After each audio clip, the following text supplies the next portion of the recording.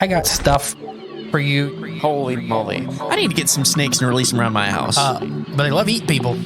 They love eating kids. These guys are the scientists of the supernatural, lecturers leaving lessons for inquiring laymen. They are applying the scientific method to a world that baffles science. They are the cryptids of the corn. Every day that you open your mouth, I know, right? I'm more convinced that you're abducted by aliens. No. And it just stood up. I mean, it just like kept going and going. And she goes, what the? These are idiots. I was laughing reading this because I already knew how you would feel. Idiot. What part of the story fits your balloon? Well, This isn't a UFO. But who else has big black wings and red eyes? Batman. Oh, Mothman. Oh yeah, Mothman. Well, everyone, I think we know exactly what it is. So say it all with me. It was the sandhill crane. Would you try it? No. You wouldn't eat it? No. Why? Because they're probably toxic. There'd be a lot of poop in my pants. I've seen a 6-foot alligator go swinging through the air and slam into a tree. Hello, and welcome back to Cryptids of Corn Podcast. I'm the great and powerful Mr. E. And I'm Jay Clone 67. I'm the scat man. You know he had Tourette's? Huh? You know he had Tourette's? That guy? No, sorry, he had a stutter. He had Stutter, that's what it was, yeah. I was just watching his video interview about that. The guy with the glasses and Yeah, like the scat man. yeah, he's good. But he had a severe stutter that Yeah. impeded his education and everything growing up. And then he went with it. He's showing you how do you turn a stutter into the scat. They did that too for that song. Yeah, it's by the Human Beings where it's like it's like no. You know that song? Mm-hmm. They did that. I think because I think it was that song. The one brother in the band had a stutter, and they just kind of did it like not poking fun at him, but just doing it, and it just sounded really good. Mm-hmm. So they're like, let's put it into the song. Made it part of the song. Made it part of the song. That's right. Oh, yes, Wednesday. Welcome back, Wednesday, listeners. This is going to be a short one. That's all right. That's all right. But it's cool. It's just, there's nothing on it. I found one article that had a lot more on it, and I'm 99% sure it was made up. Like, everything on the article. Oh, gotcha. Like, Well, that's our job, is to decipher the real from the what's nots. and it was just a bunch of to make the article longer, it was a bunch of repeating things. So like in high school when you're just trying to reach that word threshold Mhm. or They the definitely were page trying. threshold, you make your periods about 4 sizes, font sizes bigger, you double space after the periods, and then For a little bit, we could do the hidden words. explain. So at the end of a paragraph, you could put white words on the paper. And when we would turn them in, because my generation was the one right between turning stuff in Physically. or online, Yeah, but before they had detection technology. right. And you could do that where they just look at the word count at the bottom. Yep. And So they look at the pages. And you couldn't get away with paragraphs of it, No. but you could put You at could the end fudge. of every paragraph, you could put a whole sentence of white words. Yeah. Ah, genius. They would never see it. And it would be it would just bolster the word count. Yeah. And they never caught it? No, not until AI stuff. And then they caught it. Mhm. Like, what's this? One time, so when I was in high school, we used to have this thing. It was called turnitin.com. Did Yep. you guys use that? Mhm. So basically, anyone at home that doesn't know is you would take your, this was in, Plagiarism. well, yeah, it's basically for plagiarism online. So what it would do is it would scan your art, whatever paper you wrote, it would scan it, and then it would pull whatever was verbatim online, any sources, it would match it up. It would match it up, and then it would say which percentage of your art paper is plagiarized, basically. Well, me growing up, we never had the internet. We never had it growing up. I had to pull things from encyclopedias I had at home, and I did all my reports from encyclopedias and stuff like that. Well, I had to, then I had to go to the school in the morning, go to the library, take my paper. We had a computer at home, so I was able to type it, but I had to save it on a USB drive. Go to the school, go to the library, upload my paper through the internet, and turn it in on turnitin.com. So all that effort, going through all my encyclopedias and stuff. I got my paper back, docked 20 points for plagiarism. I was like, I don't even have the internet. How is this? I was so mad. I didn't plagiarize. I didn't even plagiarize out of the encyclopedia. It didn't work very well. No, it didn't work. I didn't have the internet. Especially now with the internet. Everything's on the internet. Yeah, so you can find. Anyways, we're going to talk about the Blue Dilly. Ooh, like Dilly Dilly? Dilly. Yeah. The Blue Dilly. Wasn't that from a beer commercial? Dilly. Yeah, I think it was. But we won't say what beer because we're not promoting. Oh, no. By the way. No. By the way, real quick. There are products being promoted. I should have done this on Monday.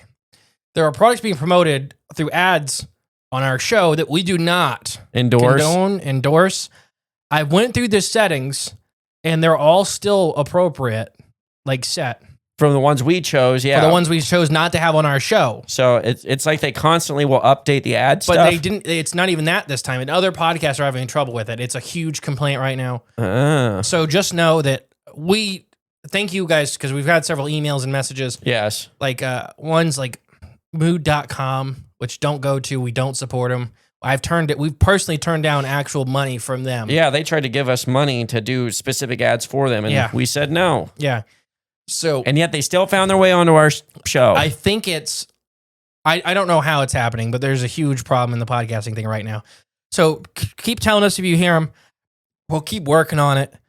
But we got to stay on top of it constantly, and we don't know because we can't check what ads play on our show. Yeah. We can only check the boxes, about 500 different boxes of what we I went would through it allow again this morning too. But they're constantly changing those boxes and what they mean, and then you got to go back through and uncheck. Every about month and a half. Yeah, it's ridiculous, and they don't tell you when they do it. Mm-hmm. So yeah, please just let us know. But yeah, keep informing us. The Blue Dilly. You ever heard of this lake monster? I don't think so. I've heard of a dilly bar. This is one of the weirdest lake monsters, and there's just nothing on it. And I wish there was more. If I lived in Colorado in Summit County, I would have a dilly festival, a Blue Dilly festival. A dilly fest? Yeah. The Blue Dilly Fest. Let's start one. I mean, let's go out to Colorado. Any listeners out there? So this is a relatively new cryptid. It started in 2011. Okay.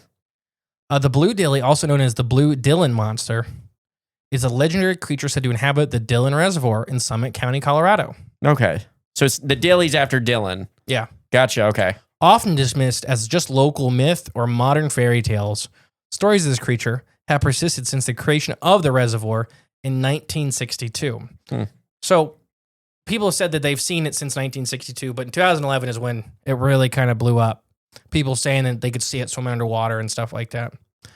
It has gained quite a large local loyal following from believers and folklorists to amateur researchers. It's very cool. The legend of the Blue Dilly began after the completion of the dam, when locals and visitors began reporting seeing strange, large disturbances in the water. Okay. Swells without wind, sudden current changes, and even sightings of a large gray aquatic figure beneath the surface that would circle, and especially that would encircle people, especially among nighttime kayakers and fishermen. Okay. Where it would even bump the bottoms of boats and pick boats out completely up out of the water. Okay. A grayish blob-like thing? What they say? Grayish? Just for now, it's a grayish aquatic figure. Okay, aquatic figure. One of the most well-known accounts was from a couple who, while kayaking back to the small island of Frisco Bay, experienced a powerful, unforeseen force pushing their boat forward through the water, as if a giant orca had gotten behind it and started, gunning it and pushing their boat, and they were flying. Just pushing them, yeah. The wife later claimed to have seen a wide, gray creature with a fin that appeared to have a clawed hand beneath the kayak. Okay. She sketched the figure, and her husband became obsessed with uncovering the truth behind the creature, eventually documenting his findings in a self-published book, which I'm going to buy this book. They don't name the book anywhere, but I got to find it. The Blue Dilly Monster book. We'll track it down. Listeners? Peyton has been the one that finds it. Yeah. Peyton, you got a job to do. So let's talk about what the Blue Dilly looks like. There's just not, we're already almost through all the information I have. Oh, okay. Well, gray, finned or hand, or not finned hand, clawed hand. Yeah, so it's hard to describe. The claws are on the fin like a pterosaur. Okay. So a pterosaur has, even chickens and stuff have their little fingers and stuff on their wing. Yeah. It's like that with the fin. So it's not like it has a separate arm and hand. It has a little hand on its flipper. Right. Just making that clear. Like a platypus? A little more flipper. Like a duck? Yeah. Like a duck. No, I don't know. A duck's foot? Like an aquatic pterosaur. Okay. What So- is a pterosaur again? The flying pterodactyls. Okay, that's what I thought. Okay, aquatic pterosaur. The blue dilly is typically described as being grayish blue, with having an extremely large, flat body, with the large fins / flippers on each side. Okay. It's sometimes vaguely humanoid-ish hand or clawed hand on each flipper. Okay. Witnesses often report seeing pulses through the water, unexpected wakes, and disturbances near the surface. Unlike the traditional lake monsters, the blue dilly is not often seen, but is often felt, which is a feature that contributes to its eerie reputation, with it bumping boats, moving things, and, big pulses of water. Right. It's never done anything bad as far as I could find. It's not like there's no like kid drowning or anything like Getting that. eaten by it. That's been people blame on creatures. Now the drawings of the blue dilly, specifically the one the wife does, they look like giant flying manta ray like creatures with a little head, a tail, and two little back leg things. Now, didn't we on Monday discuss something similar? Oh yeah. Weird, huh? Yeah, that's kind of odd. What a coinky dink. So I don't know. We've talked about it in the book and everything like that with UAPs or UFOs, whatever you want to call them. That maybe some of the organic ones crash into the water too. That they live, spend some of their life in the water. Well, whether they crash in the water or they are Not crash, as in they hit the water at high speed on purpose. Okay. Not that they're slamming into it on accident. Okay. Sorry, that's not the right word. They purposely land in the water and use the water. Yes. Okay. Even I think they're doing it for reproduction. Reproduction? So the blue dilly sketches, a lot of the people that have claimed to see the blue dilly actually draw what appears to be like one of our flying manta rays. Okay. Now, why do they call it blue dilly again? Was it the blue? It's like blue-gray in color. Okay. And it's dilly for Dillon. Right, I remember Reservoir. the dilly part, the Dillon, but the blue. Yeah, the blue, just because it's like that gray-blue kind of style color. Okay. Just making sure. That's most often the color it's seen in. But like I said, most of the time it's not seen, it's felt. Right, yeah. So my thing with man-made reservoirs is how do lake monsters get in there, right? Where it's not natural or there's no natural large body Connecting them? Yeah, where they can get in easily. And there's not really anything near this thing. No, they just dug a big hole in the ground. Well, I mean, there's a river that flows in and out. Oh, okay. That's how most of these reservoirs are formed. But if they are flying and spending some time or growing a little bit, what if this is, an apt to breeding ground for these guys? Yeah. Or just a resting place or Yeah. We We can get water. Water. What if it's a feed? What if they feed off? I don't know. Feed off. Whatever's in the Oh, sure. reservoir. Whether it's some kind of plankton or what's that called? Not aeroplankton, but I guess aeroplankton in the sky, plankton in the water. If they're similar, I don't know. But it is. Is there any other creatures besides? Well, maybe there's certain ducks and stuff that make their home just as much in the sky as they do in the water. Oh, I mean, yeah. So, albatrosses are a good example. Okay. Albatrosses are only ever on land when they're breeding. Yes, and isn't it like a certain place? It's depending on the species of albatross, it's very, very, very selective. Specific, yeah. Like I think it's the black-throated albatross will be extinct here in the next probably 10 years because of that. R.I.P. Because their little island is so trash polluted, Yeah. and they don't have the biological capabilities to change breeding grounds. Yeah. So they're literally stuffing plastic into their babies' faces. Biologically stubborn. They're stuck. There's no time to adapt and change. And Well, that's where you just go there. You kidnap them, people are doing that and you rehabilitate them in new areas because and force them to live in them. our parents are giving up on nests and stuff like that. So it's bad. Yeah, Yeah, so there are, but even alders, however you say that, like greater alders, which are a type of marine duck, Okay. they are almost always in the open ocean. Okay. They're very, very rarely, but they nest in like the sequoias. Huh. And they're hilarious to watch land. Because they don't know how to do it. It's the only time they're ever on land is when they're trying to nest. Yeah. So there are all kinds of animals that make their home in a completely different environment than where they nest. I mean, sea turtles are a great example, where they drag their hulls out onto the land and they struggle and they die and they get stuck, but it's what they do to breed. Right. Yeah. So there's tons of animals that do this kind of thing.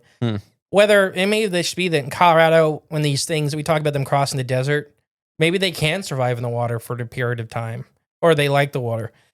So maybe it's a way to refill and rehydrate. Yeah. And they're just hanging out. It's so hard biologically to even consider how that, well, not only getting in the water is one thing, how about getting back out? It depends on if they're gas filled. Yeah. So what fish do, for example, is the swim bladder organ is they release gas or produce gas to go up and down. Mm-hmm. So it may be more something like that when they're ready to leave. I guess they could just jump out of the water like manta ray already do. Yeah. And then they're in get the air. some speed and then inflate their organ. Yeah. And then they're there. Seems like fun. I mean, it's not. I mean, there are all kinds of animals. Think about the Quetzalcoatlus or the Heteroraxodon, I think is how it is. These giant flying reptiles. Okay. They had to get back into the air. Yeah. And they're the size of giraffes. Yeah. How'd they do So that? they had specialized leg joints, so it would allow them to bounce. Like one big. Yeah. Well, they'd gallop a little bit, and then they would bounce and get some speed and get going. That'd be cool to see. Yeah, that thing scares me more than most things because they ate things our size. Quetzalcoatlus? Yeah. Yeah. Because they just they're just giant storks. So they'd walk through the grass in the forest and eat dinosaurs. With stabby beaks. Mm-hmm. Yeah. Yeah, that would not be. But the things they were eating were like us sized. Big marmots. For them, I mean, they were baby dinosaurs, but I mean that's what we are, big marmots. So it could be something like that. I don't know. There are tons of animals though that make two environments their home. Okay. Yeah, I guess. Yeah, I don't know. It's just hard for something that size. It's hard for me to even imagine, but I guess it does exist too. Shoot, I mean, and there's all those coots. Coots are a pretty big example Of living in the water and fishing, hunting. Like they're always. I've never hardly ever see them out of the water. Yeah, I mean they're pretty much. I mean they even breed on like little grass mats, so they're not even going on to true land to breed. Really? Yeah. Which is I don't know. Those are really cool birds too. Yeah, American coot. Mm-hmm. Yeah, I don't know. Otherwise than that, I don't know what the Blue Dilly is. Yeah, the Blue Dilly. I mean, at first when you said like the fin with the claw coming up, I'm like, it's probably just a manatee. Like it's a manatee. Somehow ended up here. Now, I guess it's hard when you're just verbally explaining it. Yeah. But there's a lot of depictions or drawings of this thing, and it's pretty consistent. Yeah. Once you get into that, I mean, it doesn't really fit the manatee. No, it looks like a big manta ray. And even moving It looks fast. like a manta ray with a face. Yeah. Interesting. What if it's an engine? Could be. I mean, I don't know how an engine got into a man-made reservoir in Colorado. It flew. Yeah. It's no more ridiculous than anything else we talk about. Yeah, I know, right? Well, there was a giant trebuchet. There we go. It climbed onto by accident, and it was a ceremonial trebuchet. They were supposed to launch it, into the ocean, but he was sitting in it, and it launched him all the way across the ocean into Colorado, landed right in the lake. I mean, Colorado also has the salt whales, or not Colorado, Utah, the Great Salt Lake. Okay. As supposedly whales that have been seen in the Great Salt Lake. Okay. That's wild. The only thing in there, though, is brine shrimp. Yeah, because nothing can live in there. Yeah, because it's like 100 times more salty than the ocean. Wonder if that's an illusion, though, like mirage kind of thing. It could be. I'm just saying that. Yeah. But remember, though, there's tons and tons of manta ray sightings there. Yeah. And what is that, Salt Lake City? We talked about it in the book, and then some of our manta ray episodes. The Greater Mormon Tabernacle. Oh, it is in the Mormon city, but yeah. Oh, okay. I don't know. They even seen the giant one hanging on to like the bell tower and everything like that. Remember? Huh? I don't remember that. Or it was hanging on and it jumped off and flew over town. Like 30 or 40 people seen it. Not quite. No, I don't. But it was like, it was dark purple. And I feel like that should be something I should remember. I promise we've done episodes on it. No, I believe you. I'm just saying I don't. It's not. It's escaping my memories. The Mormons seen a dragon leaving their bell tower, essentially. Yeah, that's probably not a good sign. Well, if I seen that, I would maybe I'd just move. But I don't know. Moving's hard. Moving's hard to do, even if you see a dragon jump out of your bell tower. Yeah, I don't know. This is probably the weirdest story when it comes to our atmospheric creatures and then interacting with people. And I don't even know if it is an atmospheric creature. Yeah. Just if it were, though, this would be the oddest, weirdest one and most personal, I guess, when it comes to multiple people experiencing interactions with it. But it, like moving that boat, pushing it, is kind of wild to me. Like that's just a wild experience to, I guess, have happen. But I don't know. Somewhere out there, I just hope the Blue Dilly monster is. I'm trying to find the book link. Oh gosh, just leave it to Peyton. She's the super sleuth. She is the I don't know. She finds everything. But yeah, I don't know. I don't personally. I mean, I think your explanation may be the best one we got that we can give what this thing could be. Or if it's just some unknown aquatic creature we just haven't, like El Curo.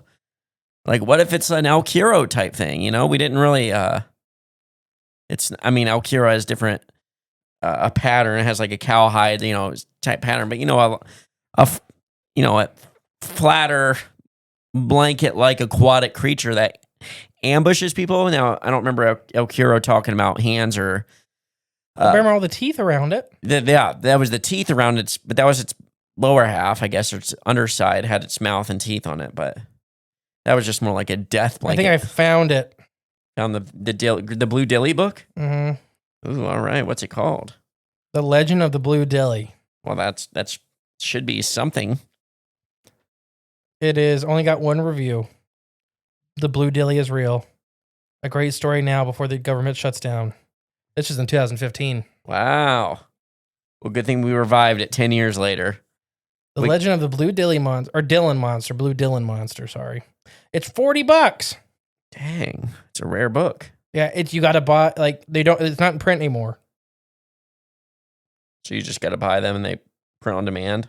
No, it's not even that. You have to just buy one of the old copies that somebody has. So that's already been printed. Mm-hmm. Somebody find me the Blue Dillon monster book. I'll redo this episode. There's really just nothing. Like if you go through it, and like the 5 or 6 articles that show up on this thing are the exact same. But it's such a unique thing.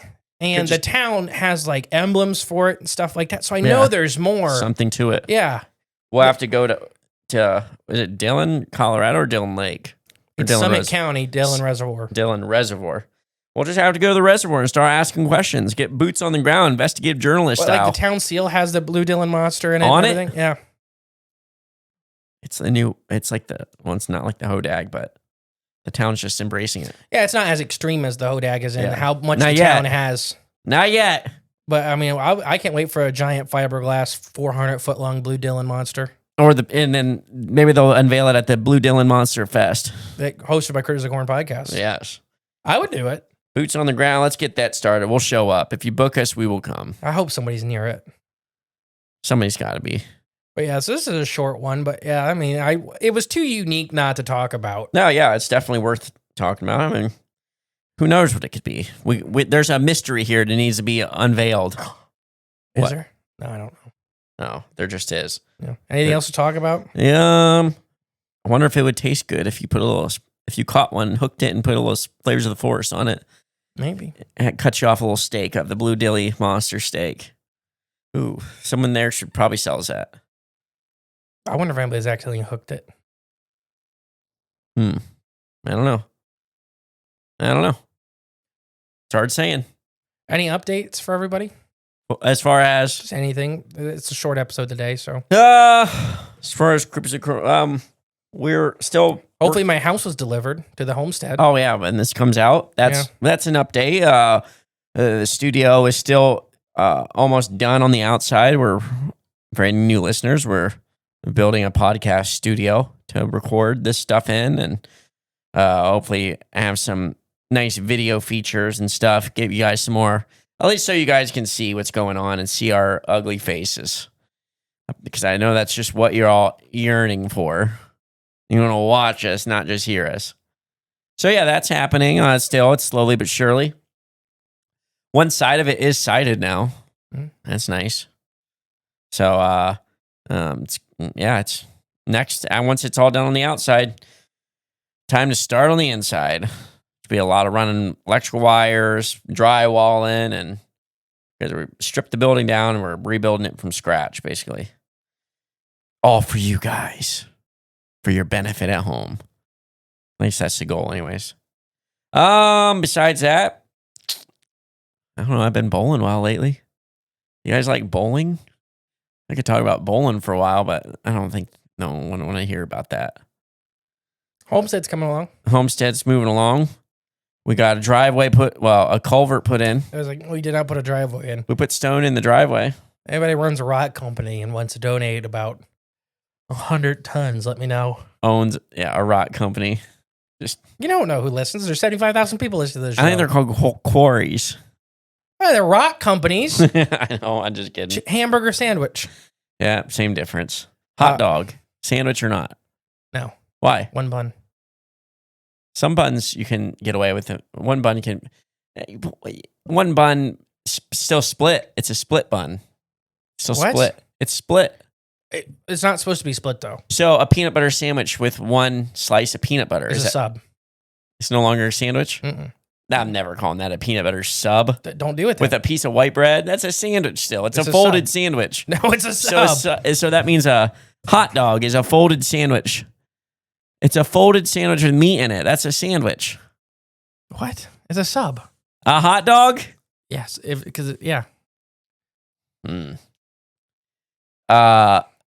Subway subs come in all one piece. That's what I'm saying. It's a sub. So you're calling a hot dog a sub. Mm-hmm. I have been the great and powerful mystery. I've been a JClone67. We'll catch you next week, guys. Bye. Hey guys, thank you for listening to Cryptids the Corn podcast. Remember, the best way to support the show is share it with a friend. But if you are craving more of the J clones and more from Mr. E, there's always extra content on Patreon and our paid member space on cryptidsofthecorn.com. We'll catch you next time with more exciting, fun, and informative information. Bye.